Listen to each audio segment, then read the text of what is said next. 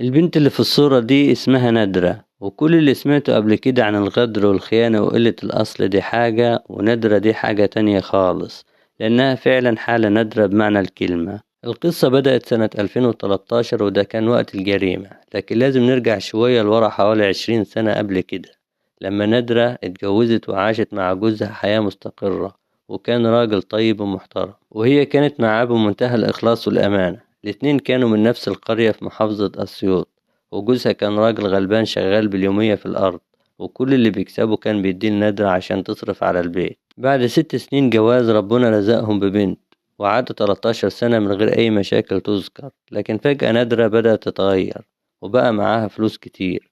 جوزها استغرب وسألها الفلوس دي جاية منين، فكانت بتقوله إنها بتوفر من المصاريف اللي بيديها لها، وكمان من الجمعيات اللي عاملاها مع الجيران. والكلام ده كان منطقي، بس الحقيقة إن الفلوس اللي معاها كانت أكتر بكتير من كده. ومع الوقت بدأت تشتري مواشي، مش عدد كبير بس سعرها معروف إنه غالي، وكانت بتقوله إن ده استثمار، وإنهم في المستقبل يكبروا ويبقى تاجر مواشي مش مجرد مزارع. السنين عدت والفلوس زادت معاها، لكن في نفس الوقت بدأت تطلع عليها كلام من أهل البلد إن سلوكها مش مظبوط، وإنها بتستقبل رجالة في بيتها سواء جوزها موجود أو مش موجود. ومن هنا بدأت تتكشف حقيقتها. نادرة كان معروف عنها إنها بتتعرف على رجالة بسهولة، وغالبا من السوق وهي رايحة تشتري. الكلام ده جوزها ما كانش يعرف عنه حاجة، والناس في البلد كانوا ساكتين علشان هو راجل طيب وما يستاهلش اللي يحصل فيه. كانت بتشتري أدوية مخدرة وتحط لجوزها جرعة كبيرة في الأكل أول ما يرجع من الشغل، فينام نوم تقيل لحد الصبح. وبنتها يا إما تديها منوم أو توديها تبات عند قرايبهم، وبعد كده تبدأ تتصل بالرجالة يجوا واحد ورا التاني، وكمان عندها تسعيرة محددة. لحد ما في سنة 2012 وهي في السوق اتعرفت على واحد اسمه هداية، تاجر خضار وفاكهة ومتجوز وعنده عيال وكمان قريبها من بعيد. في نفس الوقت جوزها بدأ يستغرب من نومه التقيل جدا، وإنه بيصحى مش مركز ومش متزن، بس ما كانش فاهم السبب لحد ما بدأ يسمع كلام من الناس حواليه بشكل غير مباشر إن في راجل بيطلع عند مراته أوقات، بس محدش قاله الحقيقة كاملة علشان ما يجرحوش. رجع البيت وواجه نادرة بالكلام ده، وهي أنكرت تماما، وقالت إن كل ده إشاعات علشان ناس كانت عايزاها ومعرفتش توصلها. وبما إنه راجل طيب صدقها، لكن الكلام بدأ يتكرر من كذا حد، وابتدت المشاكل بينهم تكبر، وفي نفس الوقت علاقتها بهداية مستمرة.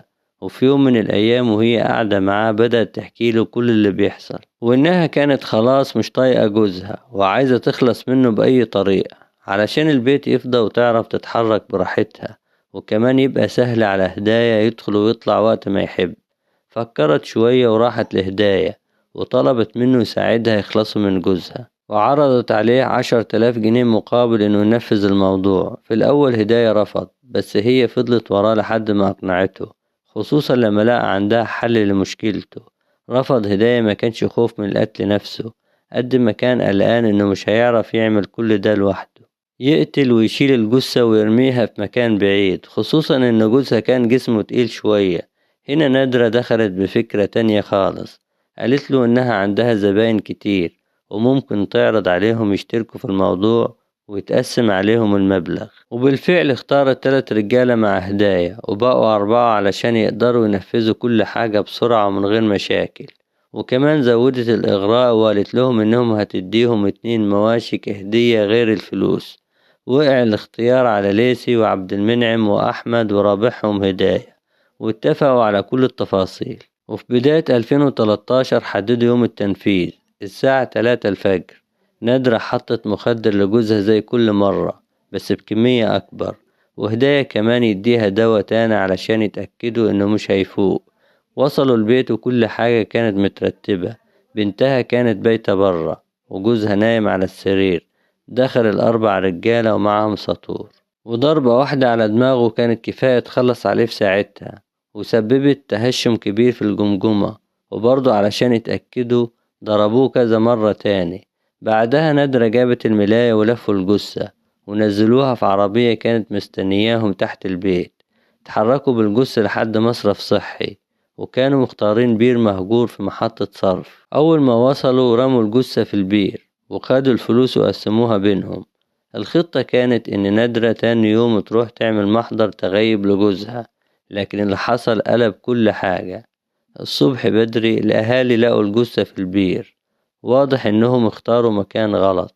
بلغوا الأمن والشرطة وصلت فورا وطلعوا الجثة، لكن ملامحها كانت متغيرة جدا بسبب تهشم الجمجمة ومحدش قدر يتعرف عليه. الخبر انتشر في البلد وكانت صدمة كبيرة، خصوصا لنادرة والأربع رجالة. الأمن بعد تحريات وسؤال الشهود بعت الجثة للطب الشرعي. وفي نفس الوقت نادرة راحت بنفسها تعمل بلاغ إن جوزها مختفي من امبارح، وقالت إنه مزارع ودايما بيرجع البيت حوالي 3 العصر. طلبوا منها تستنى وسألوها عن مواصفاته، وكانت الملابس مطابقة جدا مع الجثة اللي لقوها. خدوها المشرحة، وأول ما شافت الجثة اتعرفت عليه فورا، بس كان واضح عليها التوتر بشكل كبير. رجال الأمن شكوا فيها من اللحظة دي. تقرير الطب الشرعي أكد عدد الضربات وقوتها، وإن في تهشم شديد في الجمجمة، وكمان كشف عن وجود نسبة كبيرة من مواد مخدرة في الدم. وبدأت التحريات تكشف الحقيقة، وظهرت سيرة نادرة، وإن الناس كلها كانت بتتكلم عنها إنها فاتحة بيتها لعلاقة مشبوهة، وجوزها كان أحسن منها بكتير. الأمن قبض عليها وفتشوا الشقة، ولقوا أدوية مخدرة وآثار دم على الحيطة جنب السرير. وبالتحقيق معاها انهارت واعترفت بكل حاجة، وعلى طول تم القبض على الأربع رجالة اللي شاركوا في الجريمة.